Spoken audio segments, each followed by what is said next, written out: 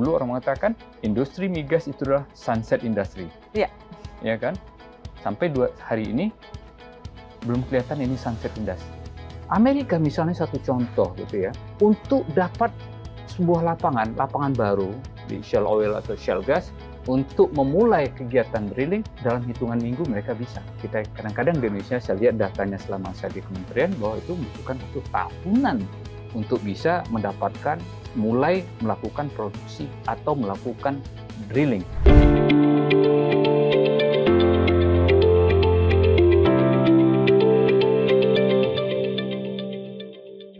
Halo, Indonesia punya target lifting atau produksi minyak mentah 1 juta barel per hari pada tahun 2030. Saat ini berarti sisa sekitar 6,5 tahun saja atau bahkan 6 tahun. Tapi ternyata secara tahunannya realisasi lifting minyak Indonesia semakin turun, semakin pelan. Apa penyebabnya? Saya sudah bersama dengan narasumber langganan kita kalau bicara atau belajar tentang industri migas, yaitu Pak Archandra Thahar, Menteri SDM periode 2016, yang sekarang juga menjadi praktisi sektor migas. Pak Archandra, ketemu lagi, apa kabar? Alhamdulillah, kabar baik, selamat pagi. Pagi, semoga diskusi hari ini kita bisa nambah insight dan memberikan solusi tentang target lifting ini, Pak, ya. Insya Allah. Insya Allah. Pak, ini kita ngomongin target lifting minyak nih, Pak. Target memang tinggi ya, tapi realisasinya kan kita terus turun pelan. Secara awam, ini kenapa sih, Pak? Apakah memang karena usia sumur di Indonesia itu udah tua, lalu tidak ada proses eksplorasi, atau karena memang penurunan realisasi lifting ini karena renewable energy, Pak? Mari kita lihat dulu dari sisi karakteristik lapangan, ya. Lapangan kita sudah tua, itu benar, ya. Lapang-lapang besar kita itu sudah tua, berumur mungkin lebih dari 30-40 tahun, ya. Lapang besar misalnya ada di Mahakam, itu udah 50 tahun plus, ya. Pertamina juga punya ONWJ, juga berumur 40 tahun plus. Blok Rokan juga berumur 50 tahun plus, ya. Blok Oses juga 50 tahun plus. Yang baru, yang di Indonesia yang besar itu adalah blok yang punyanya Exxon Cepu. Itu baru, ya, baru sejak tahun berapa ya? 5 atau 10 tahun belakangan lah baru berproduksi, ya. Jadi kalau karakteristik lapangan tua, biasanya produksinya itu akan turun. Itu secara alamiah dia akan turun produksinya. Kalau produksi turun, lapangan tua, biaya untuk merawatnya juga biasanya juga lebih besar. Sama seperti manusia, ya. Manusia kalau sudah tua biasanya ada penyakitnya, kadang-kadang penyakitnya nggak terlihat, baru muncul pada saat tua. Nah, biaya pengobatannya mahal. Nah, khusus untuk minyak juga perumpamaan yang sama, bahwa lapangan tua membutuhkan perawatan lebih dan produktivitasnya menurun dengan sangat tajam. Itu dari sisi karakteristik lapangan tua. Kemudian apalagi, kalau ingin kita menaikkan produksi, tentu kita lihat lagi beberapa hal yang harus kita perhatikan, ya, kalau kita bicara tentang menaikkan produksi. Yang pertama, adakah teknologi, ya, yang mampu menaikkan produksi dari lapangan-lapangan tua ini? Oh, ada. Itu yang dinamakan dengan enhanced oil recovery. Ada enhanced oil recovery yang tahap pertama, ada tahap yang kedua, gitu. Dari produksi yang sudah ada dengan teknologi konvensional, dengan tekanan reservoir yang di bawah, maka keluarlah minyaknya. Kemudian lama-lama dia turun. Nah, sekarang harus dilakukan treatment, ya. Treatment seperti apa sehingga naiklah produksi untuk tahap kedua. Nah, biasanya naikkan produksi juga nggak banyak. 5%, 7% dari apa yang sudah ada sebelumnya. Kemudian lama-lama habis juga. Naik lagi, mulai dengan teknologi ketiga, enhanced oil recovery, misalnya yang tersier nama yang ketiga, ya. Yang kedua itu secondary, yang ketiga tersier. Berapa naiknya? Nggak banyak juga. 3%, 5%. Nah, untuk mengandalkan naiknya produksi minyak dari lapangan-lapangan tua, itu nggak banyak. 5%, 7%, 8%. Itu paling banyak yang ada teknologi. Nah, Apa harapan kita kalau ingin menaikkan secara signifikan? Eksplorasi lapangan-lapangan baru. Tanpa lapangan baru, rasanya susah untuk menaikkan, misalnya kalau sekarang misalnya 600.000 menjadikan dia meningkat sangat jauh ke depan 2 kali lipat seperti yang ada di Amerika, mungkin tantangannya berat sekali. Untuk itu ya kita harus melihat pertama teknologi, kita harus lihat nih teknologi ada nggak? Ada. Setelah kita melihat teknologi, applicable nggak untuk lapangan yang ada di Indonesia? Jadi kalau teknologi itu berhasil di negara lain, misalnya di Amerika berhasil, di Afrika berhasil, misalnya, apakah serta-merta bisa nggak kita pakai di Indonesia untuk lapangan yang ada di Indonesia? Belum tentu. Bahkan di dalam negeri sendiri, misalnya berhasil secondary EOR di Blok A misalnya, apakah itu bisa nggak diaplikasikan ke Blok B walaupun satu negara? Belum tentu juga. Jadi ini teknologi itu sangat unik, bergantung dari banyak hal terhadap karakteristik dari lapangan tersebut. Ya. Yang kedua, setelah kita punya teknologi, kita melihat sistem. Apakah sistem yang ada di kita itu menunjang nggak untuk percepatan agar produksi lapangan-lapangan tua atau eksplorasi lapangan-lapangan baru itu bisa dipercepat. Mari kita lihat di Amerika. Amerika misalnya satu contoh gitu ya. Untuk dapat sebuah lapangan baru di shale oil atau shale gas, untuk memulai kegiatan drilling, dalam hitungan minggu mereka bisa. Ya. Tapi kita kadang-kadang di Indonesia, saya lihat datanya selama saya di kementerian, bahwa itu membutuhkan waktu tahunan untuk bisa mendapatkan, mulai melakukan produksi atau melakukan drilling. Banyak hal yang harus menjadi perhatian kita, agar sistem ini bisa berjalan seperti yang ada di luar. Contohnya apa? Ya. Contohnya ya, sistem fiskal yang ada di luar. Ya. Di Amerika menganut apa yang dinamakan dengan tax and royalty. Itu sebenarnya gross split. Ya. Nah, kita di Indonesia juga, waktu saya sama Pak Jonan juga memperkenalkan gross split. Itu salah satu usaha kita untuk menaikkan produksi. Setelah kita tahu teknologi, sistem kita perbaiki, apalagi yang harus kita perbaiki? Manusianya. Ya. Adakah kita punya resources? Putra-putri terbaik kita mampu ya mengembangkan atau belajar dari teknologi yang ada di luar sana. Yang kedua, mampu nggak ya putra-putri terbaik kita ya itu belajar tentang sistem pengelolaan sumber daya alam yang efektif dan efisien. Kita tuh di situ dulu. Oke, Pak, tadi Bapak sebut eksplorasi dan produksi baru. Tapi gini Pak, ini kita sampaikan dulu, bukan berarti tidak penting ya. Tetapi gini, saya melihat salah satu contoh, sumur tua, Blok Rokan, itu kan usianya udah 97, hampir 1 abad lah Pak. 2022, Rokan ternyata mampu tetap mencetak untung, bahkan kontribusinya ke Pertamina itu besar sekali ya. Apa yang membuat sumur tua seperti Rokan tetap menguntungkan? Apakah sumur-sumur tua lain di Indonesia juga bisa sama menguntungkannya seperti Rokan, Pak? Kalau bicara untung itu sudah di ujung, ya. Ada faktor yang dimana bisa kita kontrol, ada faktor yang tidak bisa kita kontrol. Sayangnya banyak faktor di oil and gas itu yang kita nggak bisa kontrol. Contohnya apa? Harga minyak. Kalau harga minyak tinggi, ya, maka umumnya perusahaan minyak itu mau efisien apa tidak, biasanya dia untung. Ya. Tapi kalau harga minyak rendah, sementara lapangan tersebut membutuhkan biaya tinggi karena sudah tua dan lain, biasanya dia rugi. Jadi kita tidak bisa hanya melihat 1 tahun, wah dia untung, nggak bisa. Karena untung itu, faktor untung itu satu adalah harganya, harga jualnya, yang kedua adalah volume produksinya. Nah, mari kita lihat apakah setelah beralih ya kontraknya dari Chevron ke Pertamina, produksinya menurun, stable atau naik. Itu yang bisa kita lihat. Mungkin pertanyaannya, bagaimana Blok Rokan setelah beralih ke Pertamina? Apakah produksinya turun, naik, apa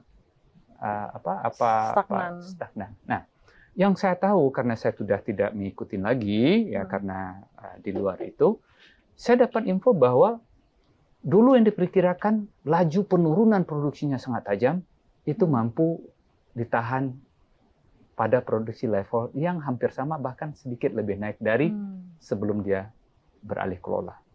Artinya apa? Ada treatment tertentu, ada strategi tertentu yang dikerjakan Pertamina yang cocok untuk Blok Rokan. Sehingga Blok 2 ini masih menghasilkan produksi yang stabil, ditunjang oleh harga yang naik di tahun 2002, maka jadilah dia untung besar. Tertolong karena harga minyak yang naik juga, begitu ya?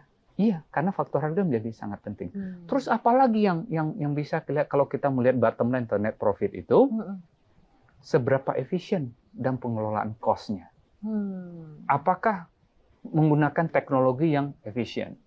Apakah orang-orangnya mampu ya mengelola SDM-nya ini, mengelola blok ini secara lebih baik dari sebelumnya? Kemudian sistem apa yang mereka pakai? Apakah sistem fiskal yang mereka pakai mampu merespon kebutuhan lapangan mereka untuk mengambil keputusan yang cepat? Ya, kalau seperti yang saya bilang tadi di Amerika di shale oil, 2 minggu, 3 minggu kita bisa memutuskan, ya kita ngedrill. Nah, sistem apa yang mampu merespon kebutuhan bahwa sewaktu harga minyak naik, sebaiknya kita memproduksinya lebih banyak lagi? Ya kan, itu logikanya. Kalau kita ingin memproduksikan lebih banyak, artinya apa? Kita membutuhkan keputusan yang cepat.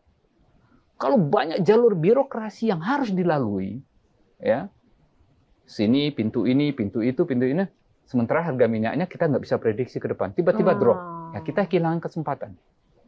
Untuk itu kita harus belajar bagaimana misalnya negara yang mampu menaikkan produksinya hampir 2 kali lipat. Tahun 2010 awal itu Amerika produksi mungkin 7 juta barrel per day. Tahun ini 13 juta barrel per day. Hampir 2 kali lipatnya. Mostly semakin besar itu ditopang oleh shale oil.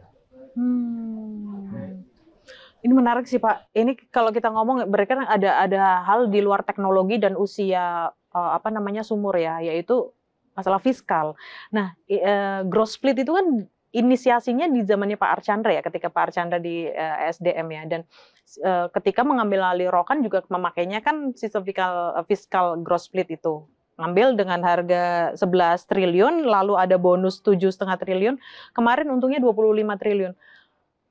Kita bisa bilang nggak, bisa mengklaim nggak bahwa memang sistem growth split itu paling efisien secara waktu itu tadi, secara rantai birokrasi. Dan sebenarnya si Rokan juga udah balik modal. Memang benar, kita memperkenalkan growth split itu di tahun 2017 ya, saya sama Pak Jonan. Dan Rokan adalah salah satu blok yang menggunakan sistem growth split saat ini. Ya. Ada yang dinamakan dengan komitmen kerja pasti, yang sekitar berapa, $500 juta. Ada yang signature bonus yang sekitar $784 juta, 784. Itu adalah signature bonus. Kalau pertanyaannya apakah sistem ini mampu merespon kebutuhan zaman sekarang yang membutuhkan respon cepat, waktu yang akan menilainya. Karena apa? Sebaik apapun fiscal system yang kita punya, ya, apakah itu growth split, apakah itu cost recovery, salah satu komponen yang juga harus kita lihat adalah manusianya. Apakah manusianya mampu nggak mengerti bahwa sistem growth split ini membutuhkan cara-cara berbeda dibandingkan dengan cost recovery. Misalnya dari sisi cost, ya. Apakah kita masih mengontrol cost padahal cost itu sudah menjadi beban dari kontraktor? Ya, itu salah satu contohnya. Apakah pemilihan teknologi misalnya? Karena yang tahu persis teknologi apa yang cocok, biasanya kontraktor tuh jauh lebih dididik untuk melakukan pengembangan teknologi. Nah, kalau dia merespon atau mengajukan sebuah teknologi yang cocok agar lifting minyaknya bisa naik dan cost ada pada mereka, mengerti nggak kita filosofi itu? Nah, ini yang perlu kita tunggu waktu berjalan, karena kita nggak bisa mengklaim hanya dengan berjalan setahun, 2 tahun, 3 tahun, kemudian ini lebih hebat dari yang lain. Nggak bisa. Kita harus melihat responnya seperti apa. Tidak saja respon dari sisi manusianya, juga respon dari comfort level dari operator, bahwa dengan memakai sistem ini, dia mendapatkan manfaat. Paling tidak kecepatan dalam mengambil keputusan. Dan itu yang terjadi dan yang saya alami, yang saya pahami sewaktu saya bekerja di Amerika. Mereka menggunakan sistem growth split. Mau Exxon, mau Chevron, mau ConocoPhillips, BP, dan lain-lain, mereka paham betul apa itu growth split. Karena itu dipakai dengan sistem ada di negara-negara lain. Artinya growth split ini sebuah praktek lazim ya di internasional, seperti itu Pak? Growth ada pembagian setelah berproduksi. Pembagian volume produksi itu ada yang net yang dibagi, ada gross yang dibagi. Ya, yang net yang dibagi itulah cost recovery. Setelah berproduksi, setelah dikurangin cost-nya, net yang berapa, baru dibagi. Jadi kalau 100 barrel, cost-nya 80, tinggal 20 yang dibagi antara kontraktor dan pemerintah. Tapi kalau gross split, di awal sudah tentukan, kalau 100 barrel hasilnya, misalnya 30 buat pemerintah, 70 buat kontraktor, 70 dia termasuk cost-nya. Ya. Nah, cuman kita harus lihat lagi bagaimana growth split di Amerika, bagaimana growth split di West Africa, misalnya di Nigeria, bagaimana growth split untuk lapangan-lapangan baru dan marginal di Petronas, itu yang berbeda treatment-nya. Ya. Treatment ini yang harus kita pelajari, bahwa Indonesia bikin sistem tersendiri untuk growth split-nya. Tidak meniru, tapi basic dasarnya sama. Oke. Baik, kalau misalnya growth split itu memang terbukti seperti itu ya Pak. Yang mendukung growth split ini bisa bekerja secara maksimal adalah SDM. Gambarannya seperti apa sih Pak praktek lazimnya untuk rekrutmen SDM misalnya di sebuah oil company seperti itu Pak di dunia. Kalau misalnya kita melihat di Indonesia ya, saya tidak perlu menyebut nama perusahaannya ya Pak ya. Kan kebanyakan untuk perusahaan-perusahaan besar strategis, apalagi itu dimiliki negara, bukan swasta yang lebih mungkin terbuka sistemnya ya Pak, sistem internalnya. Itu kan sistem rekrutmen SDM-nya kan lebih mengutamakan SDM organik dulu nih Pak. Mereka sangat jarang untuk meng-hire orang-orang SDM atau talenta-talenta yang berpengalaman di dunia internasional. Sebenarnya SDM ini porsinya seberapa besar sih Pak untuk meningkatkan produksi ini Pak? Mari kita lihat perusahaan internasional seperti Exxon, Chevron, BP yang besar-besar. Mereka meng-hire orang-orang di luar negeri nggak? Misalnya kalau dia beroperasi di Amerika, mereka meng-hire orang dari Indonesia, mereka meng-hire orang dari Jepang, ada dari seluruh dunia mereka hire sebagai apa? Expatriate. Ya. Kenapa seperti itu? Satu, bahwa keahlian itu ya tidak bisa diklaim oleh satu negara atau satu orang. Orang ahli karena bekerja terus-menerus dan melakukan riset dan development, misalnya ada teknologi steam flooding yang ada di Rokan misalnya kan, sebagai pionir untuk steam flooding dulunya tahun 70-an atau 80-an, maka banyak orang belajar ke Blok Rokan. Chevron belajar ke sana. Ya, artinya apa? Orang-orang Indonesia itu bisa di-hire sebagai expatriate di Exxon, di Chevron di Houston sebagai orang asing yang bekerja di sana. Terjadilah transfer of technology di situ. Ya, ini praktek yang lazim. Kalau sebuah oil company ingin maju, biasanya dia mencari orang-orang di seluruh dunia tanpa melihat boundary-nya, dia berasal dari mana, sehingga dia bisa mendapatkan manfaat dari expertise orang yang di-hire-nya. Ibaratnya gini, kalau kita mau menjadi pebalap Formula One, ya, paling tidak dia sama sih, pebalap Formula One itu adalah sopir juga. Ya. Bisa nyetir nggak? Bisa nyetir. Semua orang mungkin banyak yang bisa nyetir. Tapi orang menyetir bisa. Ya, dengan kecepatan 300 km per jam, dengan tikungan yang maut, itu nggak semua orang. Skill-nya beda ya Pak? Skill-nya beda, experience-nya beda. Paling tidak, kalau ingin menjadi pebalap Formula One, dia juara di nasional dulu. Juara di Sentul ya. Terus masuk nanti balap di mana? Formula 4 kayak Formula 3, Formula 2 juara di 3, 2, 1, baru masuk di Formula One. Untuk itu, di oil and gas juga sama. Agar bisa menjadi pemain global, ya, maka dia harus bertempur di sirkuit-sirkuit internasional. Ya, agar ilmu yang dia peroleh itu bisa diaplikasikan sesuai dengan apa yang kita punya. Kira-kira seperti itulah gambarannya menurut hemat saya. Kalau pengembangan sumber daya manusia di sektor energi atau khususnya di oil and gas. Artinya rekrutmen SDM ini jalur kapabilitas ya, kapasitas, bukan jalur urut kacang seperti itu ya Pak Archandra? Mungkin lebih tepat seperti itu kali ya. Kenapa? Ini adalah industri yang sangat kompetitif. Safety ya, itu menjadi prioritas, sangat tight ya. Dan untuk itu kita harus belajar tidak bisa dari teori. Dengan membaca buku terus kita bisa menjadi pebalap Formula One, nggak bisa. Harus nyetir dulu, harus bertanding, harus latihan, harus menjaga kebugaran fisik misalnya. Dan itu juga terjadi di oil and gas. Karena si SDM ini berkaitannya sama pengambilan keputusan.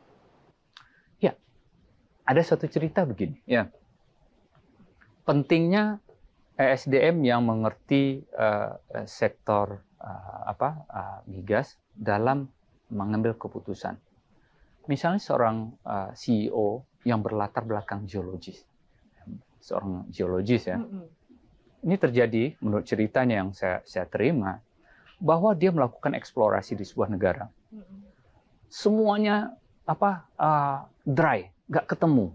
Drill sini nggak ketemu, drill sini. Sampai satu saat dia hanya punya dana terakhir yang harus dia pakai ngebor di mana.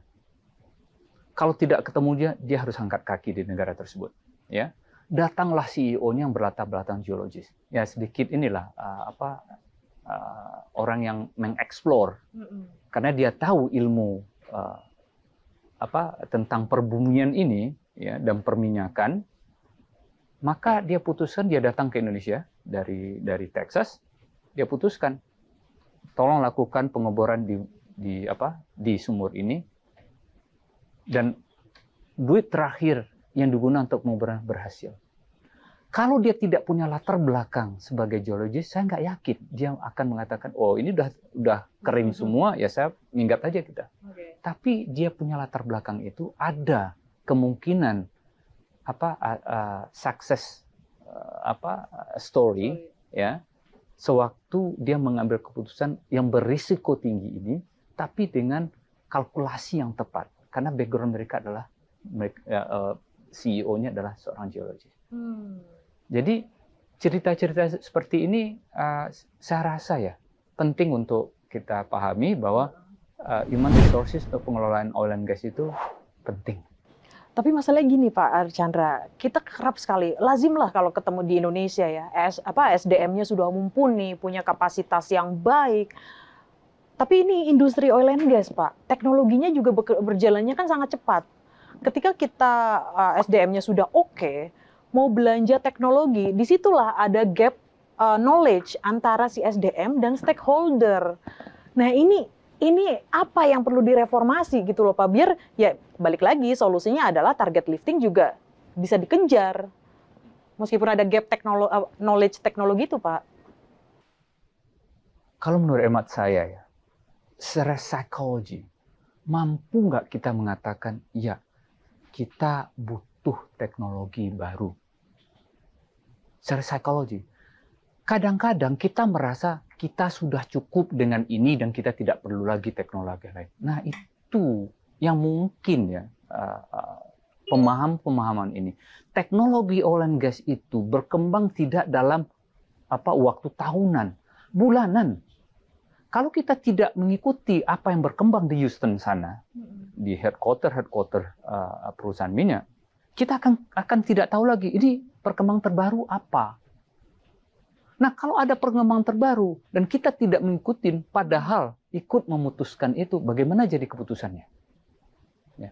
Untuk itu, memang benar ya bahwa kita harus sadar dulu bahwa teknologi ini berkembang dan kita tidak dididik untuk selalu mencari tahu atau ikut dalam pengembangan teknologi itu.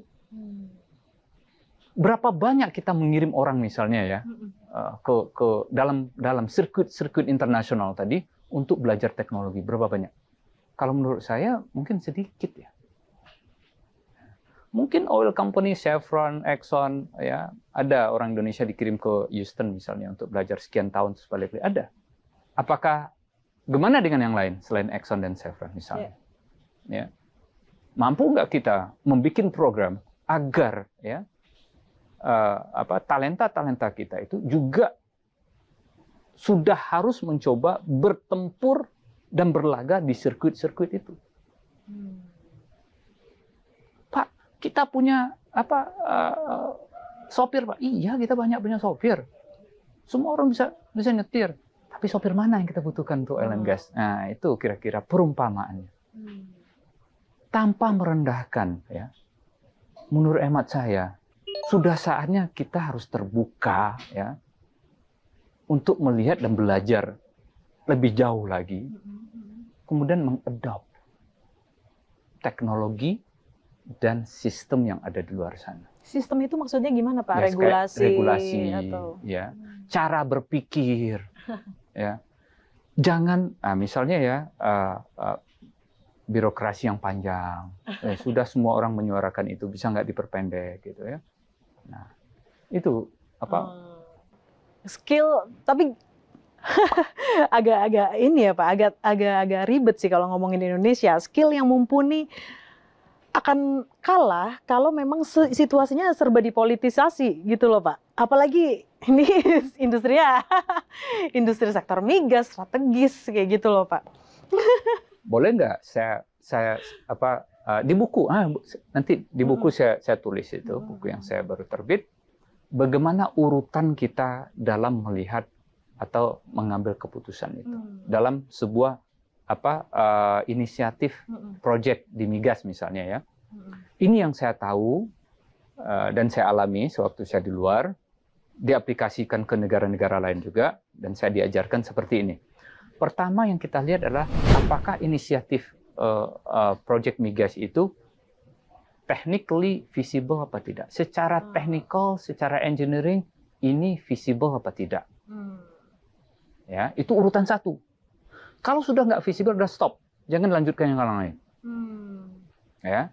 Yang kedua, apakah secara ekonomi, ya, economically viable apa tidak.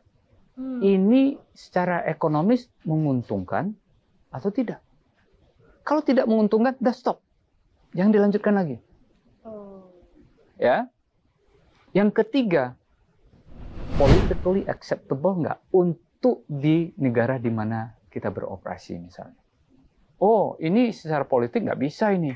Misalnya adanya perang dingin antara dua negara, apakah teknologi yang berasal dari satu negara bisa diaplikasikan ke negara lain apa tidak? Ini politically acceptable apa tidak? Tapi balik lagi ke target lifting, Pak. Ini kan kita realisasi liftingnya kan terus melambat ya. Apakah itu juga karena peran renewable energy? Apalagi pemerintah kan gencar. Nanti September akan ada bursa karbon, lalu ada bukan wacana sih, rencana carbon tax juga. Apakah renewable energy juga berperan menekan produksi minyak kita?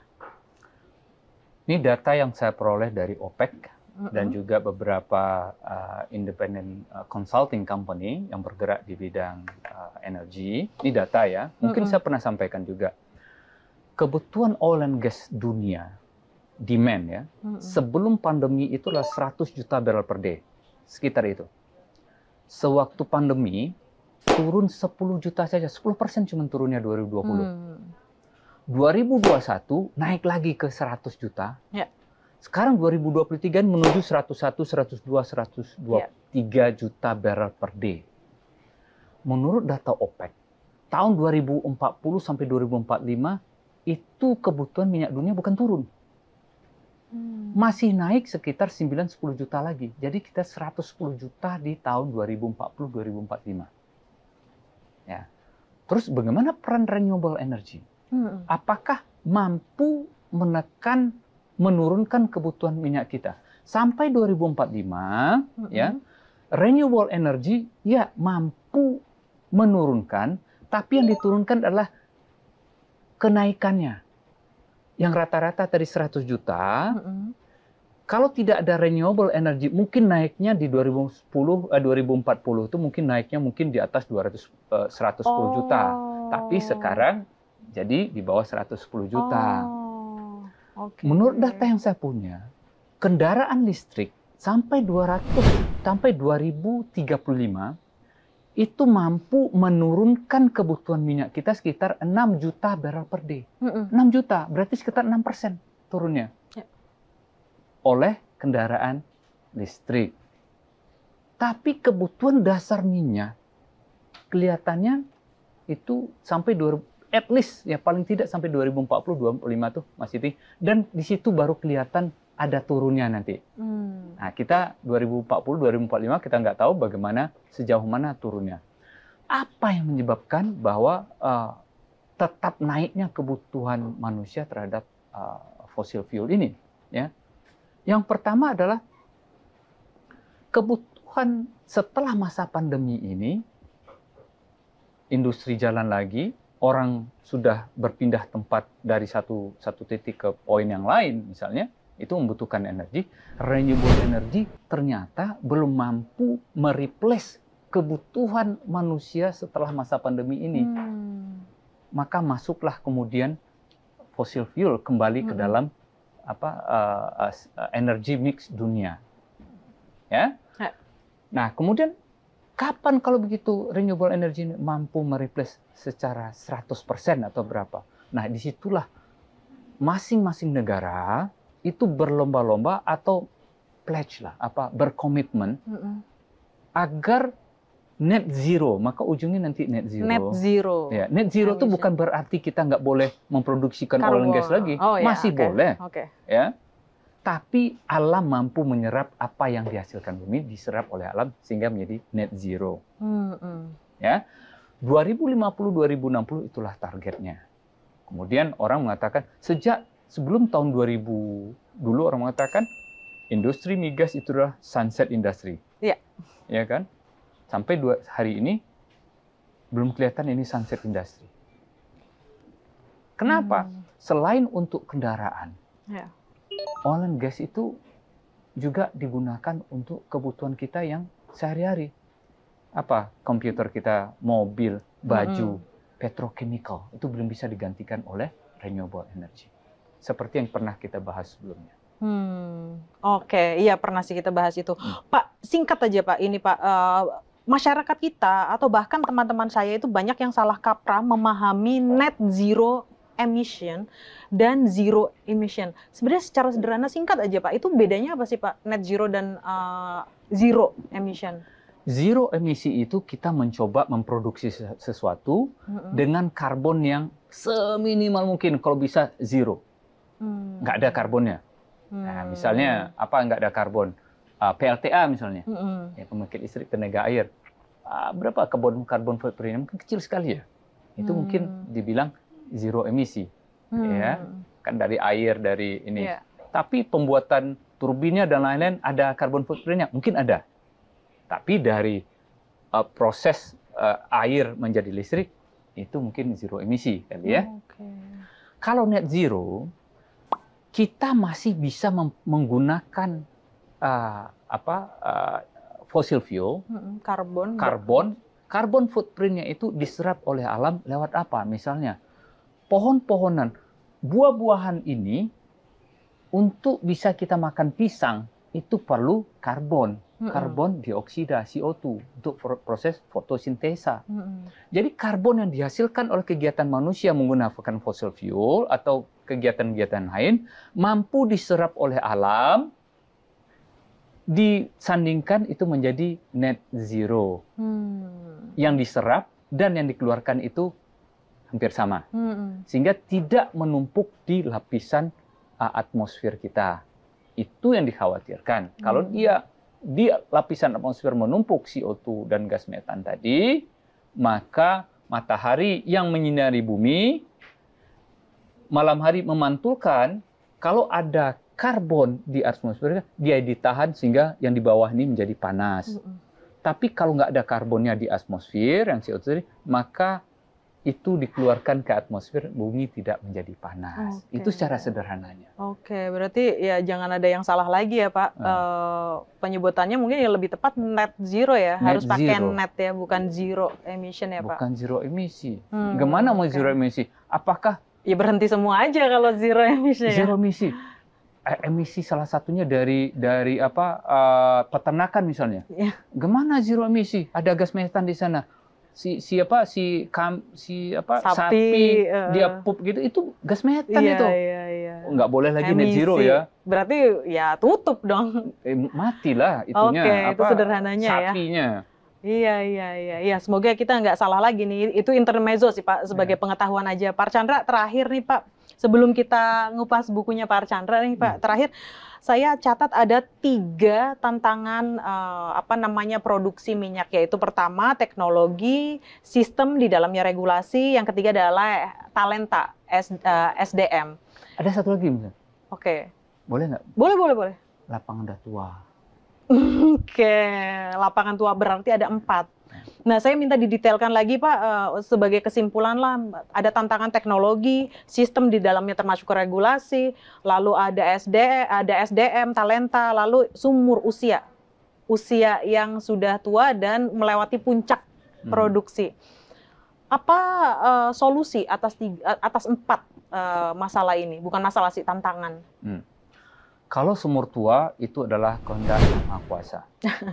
Ya, betul. Kalau sudah tua, ya pasti produksinya turun ya. Itu nggak bisa kita apa-apain kecuali dengan teknologi, dengan orang yang tepat mampu menaikkan produksi lagi. Ada. Jalan yang bisa menaikkan produksi itu adalah eksplorasi. Nah, apakah perusahaan-perusahaan dunia yang sudah pledge untuk net zero di tahun berapa masih melakukan eksplorasi oil and gas nggak sekarang? Masih. Jadi jangan kita melihat sesuatu itu apa yang disampaikan, oh kita pledge net zero. Tapi apakah mereka masih tetap nggak melakukan eksplorasi? Masih. BP masih membeli lapangan-lapangan wilayah-wilayah kerja baru. Exxon masih, ConocoPhillips masih, Total masih, Eni masih, Equinor masih, Shell masih. Masih semua sampai hari ini melakukan eksplorasi oil and gas. Jadi kalau untuk keberlangsungan hidup manusia ini, jadi tidak boleh dipertentangkan kalau bisa ya. Ini renewable energy saja, ini fosil saja. Enggak, harus bersama-sama agar net zero itu bisa tercapai.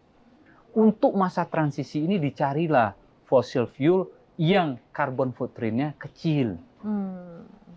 Ya, masuklah renewable. Iya, nanti satu saat porsi dari fossil fuel mengecil, porsi renewable membesar.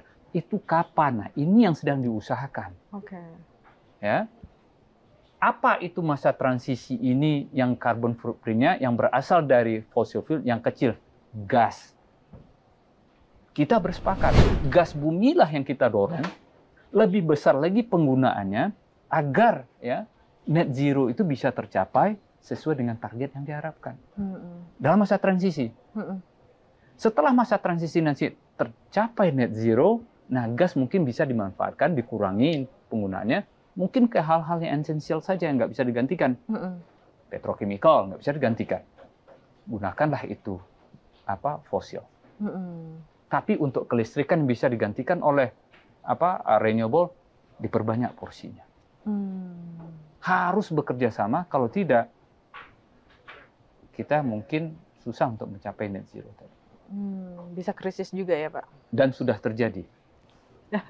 Ya, krisis di Eropa. Eropa. Ya. Baik, tapi selebihnya ini sistem dan manusia sumur tua ini juga harus dibenahin juga ya, Pak? Ada beberapa hal nanti, tapi yang utama untuk mudah mengingatnya 4 hal ya menjadi tantangan kita dalam meningkatkan produksi. Dan 4 tantangan ini juga harus didukung oleh teknikal dan komersial dulu yang diutamakan ya Pak, bukan masalah politik dulu. Seperti itu ya Pak? Ya mungkin nanti kita berdebat, tapi itu yang saya tahu. Ya kan tujuan utamanya kan memang target lifting Pak. Iya. Ada juga ketahanan energi. Yang penting politik dulu Pak. Nah itu saya. Lo kan ketahanan energi Pak. Ya nggak apa-apa kalau Pak Archandra mau berterus terang, iya jangan politik semua dong di oil and gas. Nggak apa-apa juga Pak, kalau Bapak mau jujur. Baik Pak, ini by the way kemarin Pak Archandra baru merilis buku tentang public interest in energy sector. Ini ada fakta, analisis, dan solusi. Ya, sebenarnya ini sama seperti yang kita obrolin ya Pak. Faktanya apa? Ini misalnya hari ini faktanya lifting minyak kita yang menurun. Lalu analisisnya apa sih? Karena apa? Sumur tua kah? Renewable energy kah? Solusinya ya yang baru saja kita bahas. Tapi Pak, ini jadi apa nih tujuan Pak Archandra bikin buku ini? Apa? Sebenarnya buku ini pengingat buat saya sendiri bahwa ada hal-hal yang dulu pernah kami lakukan atau terpikirkan atau ada ide-ide yang mungkin bermanfaat bagi yang tertarik terhadap isu-isu energi. Buku ini ditulis dalam tema-tema yang singkat, ya, nggak terlalu panjang. Ditulis atau kalau mau pembaca membacanya tidak usah urut membacanya.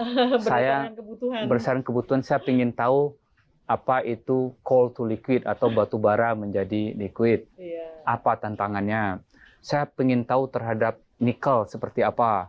Saya ingin tahu terhadap mengenai mobil listrik. Saya ingin tahu tantangan oil and gas di dunia seperti apa. Saya ingin tahu misalnya bagaimana harga BBM di SPBU. Nah, saya tulis formulanya di sini. Iya. Kita pernah bahas juga ya Pak. Jadi kalau ingin tahu kalau harga minyak dunia sekian, kira-kira di di SPBU berapa? Ada di sini. Patokannya. Ini lebih, kalau saya sih sekilas ini ada 101 fakta. Ini lebih kayak kamus sih Pak. Kalau misalnya tadi bilang teknologi di sektor oil and gas, teknologi di sektor energi itu berkembangnya sangat cepat ya dalam hitungan bulan, berarti Bapak akan ada buku lagi ya ke depannya. Belajar dulu Mbak Mega, ya. Jadi perlu update lah, ya. Update apa yang berkembang di luar sana. Tentu kadang-kadang nggak bisa baca, hanya sekedar baca ya. Ya, maka saya berusaha untuk belajar lagi, untuk berkunjung ke sana lagi, untuk diskusi dan lain-lain agar bermanfaat lah untuk terutama buat diri saya sendiri sebagai pengingat. Prosesnya berapa lama sih Pak nih menulis ini? Saya lihat sosial medianya Pak Archandra juga rajin ya menulis ya di Instagram, Facebook. Itu kan rajin ya isi menjelaskan sesuatu yang sedang hangat. Nah, ini prosesnya berapa lama nih? Saya menulis itu kalau ada isu yang saya rasa penting dan mungkin publik tertarik untuk mengetahuinya, saya tulis. Jadi nggak tergantung, bisa sekali seminggu, bisa sekali sebulan, tergantung isunya apa, ya. Misalnya isu yang menarik suatu saat itu tentang yang lagi ramai mobil listrik sih. Mobil listrik. Nah, saya pernah tulis tentang mobil listrik. Atau terakhir itu saya tulis tentang kenapa Tesla invest di Malaysia. Ya, itu saya tulis juga. Bangalore. Bangalore, kenapa Tesla memilih Bangalore. Nah, itu juga saya tulis, ya. Lengkap sih, ini ada krisis energi juga di Eropa. Jadi yang pengen punya kamus energi bisa sih, harus punya sih ini, dan semoga ini bermanfaat banget ya Pak ya buat publik, masyarakat yang memang tertarik untuk mempelajari sektor energi ya. Tujuannya satu, ketahanan energi juga kan Indonesia ya Pak ya. Semoga, semoga. Baik, Pak Archandra, terima kasih banyak sudah hadir di Kompas TV, di Teras Ekonomi Bisnis juga. Terima kasih banyak. Semoga apa yang kita bahas ini menjadi ladang amal juga untuk ilmu pengetahuan, bermanfaat luas bagi produksi minyak di Indonesia menuju ketahanan energi. Terima kasih Pak. Terima kasih. Terima Sehat kasih. selalu. Sehat. Terima kasih semua.